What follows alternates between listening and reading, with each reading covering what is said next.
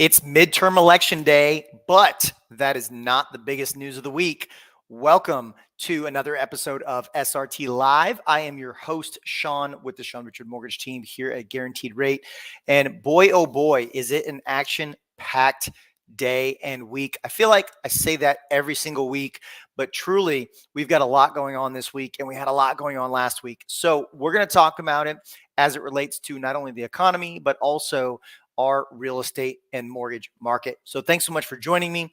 If you're watching on the Powerhouse Real Estate Facebook group, thank you so much for being part of our community. If you're checking us out on YouTube, make sure to hit that subscribe button so that way you can get up to the date economic and real estate information at your fingertips. All right, so let's dive in. Let's do the review of last week. And we had a lot of information. It was a blockbuster week. We started with the Fed rate decision on Wednesday. And as we all know, the Fed increased the Fed funds rate by 75 basis points or 0.75%. Great for all of you with savings in the bank. Not so great if you're getting an auto loan, personal loan, credit cards, things like that, because the Fed funds rate is dictating those short-term lending products. As a reminder, the Fed funds rate does not dictate mortgage rates. I've said it numerous times, so if you're tuning in for the first time, just know that the Fed increasing the Fed funds rate is designed to combat inflation. And as inflation comes down, that would actually bring mortgage interest rates down. So Fed increasing the Fed funds rate can be good for mortgage rates. All right. We also on Thursday got the weekly jobless claims. This is the initial and continuing jobless claims. Initial, individuals filing for unemployment for the first time. Continuing, people in renewing their unemployment benefits. So a little bit surprisingly, we saw initial jobless claims tick down just a smidge from 220,000 on the expected amount to 217,000. So we came in just a hair under expectations and pretty right in line with where we saw last week. Remember, these are week over week numbers. So 217,000 unemployment claims, individuals filing for the first time. And then for continuing claims, we actually saw a pretty big tick up in continuing claims. We went from 1.43 million last week to 1.48 million this week. So we ticked up by 50,000 unemployment claims on continuing. So what that tells us is that a lot of employers are starting to cut back on hiring. And I think you've all seen it. You've heard it in the media. There's been reports about it. Companies are going on hiring freezes. Others are laying off. We're seeing that reflected in these weekly jobless claims numbers. At some point, we're probably going to see the initial claims number start to increase, but that's something that we want to keep an eye on. All right. Also, we got on Friday the Board of Labor and Statistics Jobs Report. This is job creations for the month of October. The market was expecting, or market analysts were expecting 200,000 new job creations. Guess what, folks? We got 261,000 new job creations for the month of October. Now, this is the headline number, and it doesn't necessarily tell the whole story. So we have to dig into this a little bit.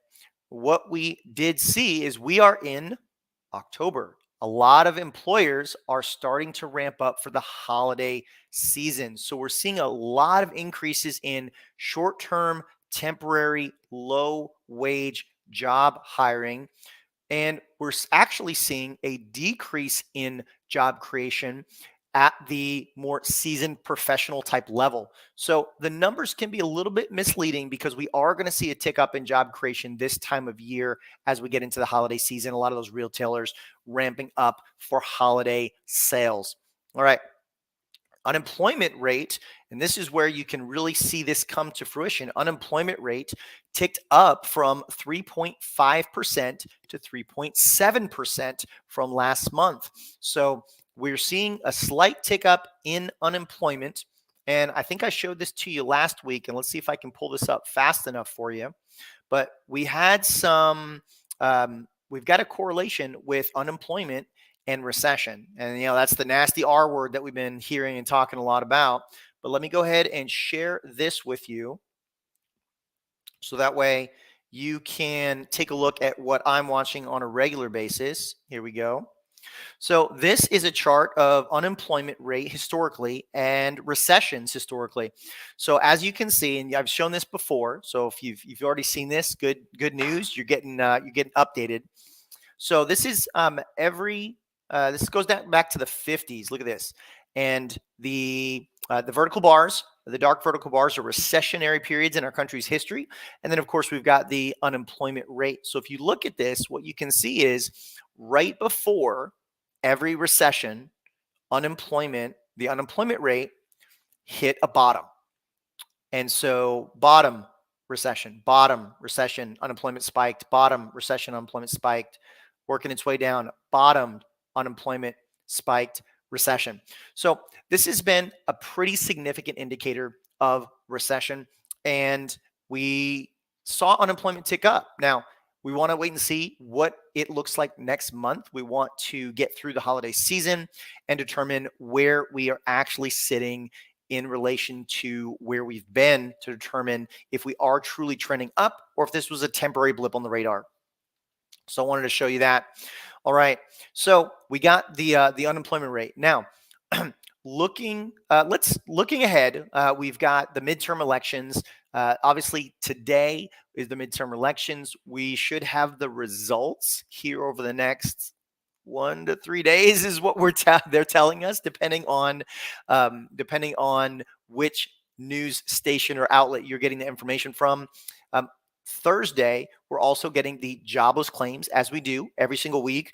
But more importantly, we are getting the October CPI numbers. CPI, again, is Consumer Price Index. This is an inflation report, inflation at the consumer level, which is what you, me, everyone out there shopping for the holidays, putting gas on our car. This is what we care about, inflation at the consumer level.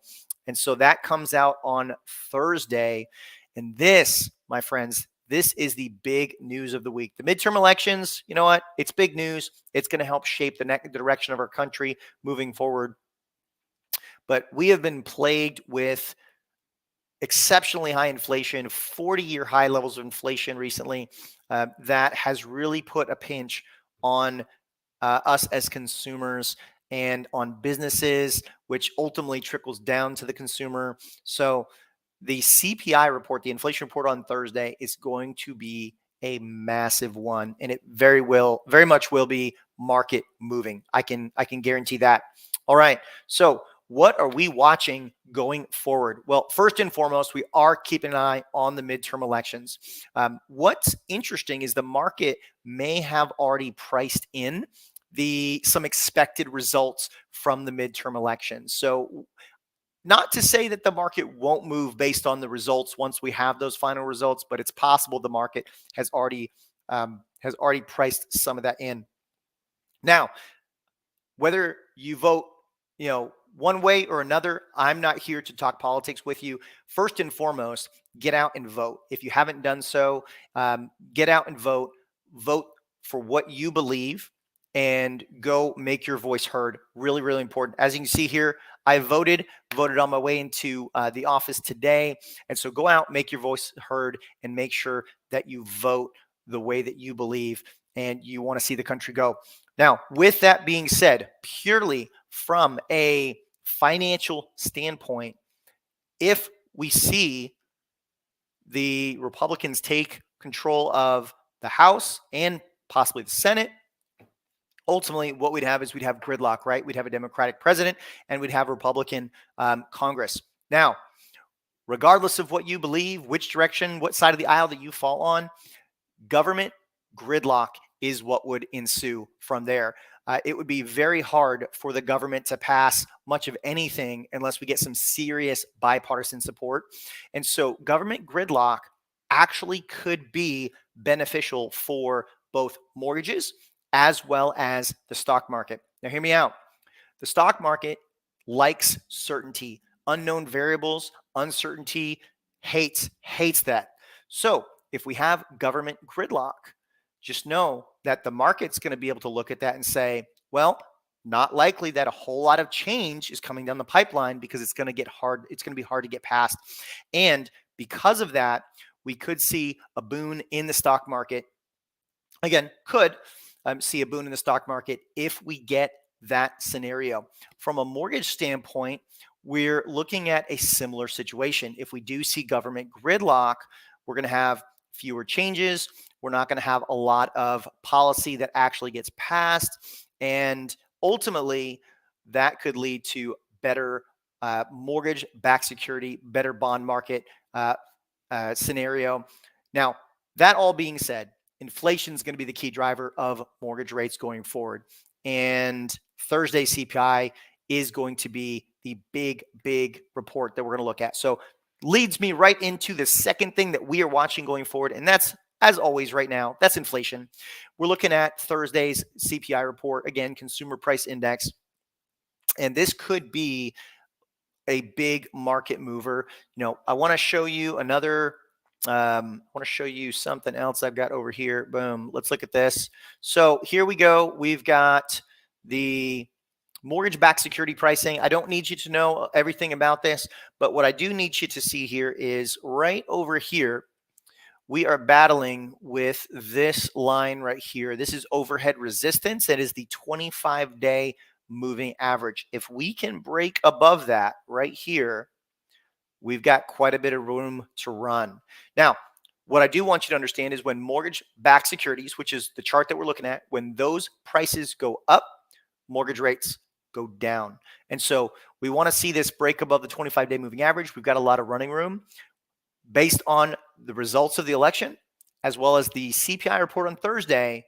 We very well could see that happen, which would be phenomenal for home buyers. So in addition to having a softer market where home buyers are able to actually get homes for list price, occasional seller concessions, in some cases below list price by a little bit, it's a great market to be a buyer. And we could start to see improving mortgage rates as inflation comes down. So we absolutely want to keep an eye on that. Now, when it comes to inflation, we're getting 2 additional inflation readings prior to the next Fed meeting. And so we've got this Thursday's, and then we're also getting PCE, which is personal consumption expenditure. That is the Fed's favorite measure of inflation. And then we're getting next month's CPI reading prior to the Fed's next meeting on December 13th and 14th. So we're getting a lot of inflation data before the Fed meet again. And that is one thing that they've stayed true to, is they've said they're going to be very data dependent, but they want to see a trend. And so hopefully multiple inflation reports between now and when the Fed meets again is going to give us the trend that the Fed is looking for to slow down on the Fed funds increases, which the market is going to love. And we could see a lot of improvement in the economy, both in the mortgage world and in the financial markets also. All right. Well, I hope this has been super informative. Again, if you're watching on YouTube, smash that subscribe button so that way you can get up to the moment information on the real estate and economic markets at your fingertips. If you're in our Facebook community, Powerhouse Real Estate, thank you so much for being an amazing part of our community. Again, I'm Sean with the Sean Richard Mortgage Team here at Guaranteed Rate. Thank you for tuning in to this episode of SRT Live, and have an incredible rest of your day. Go vote.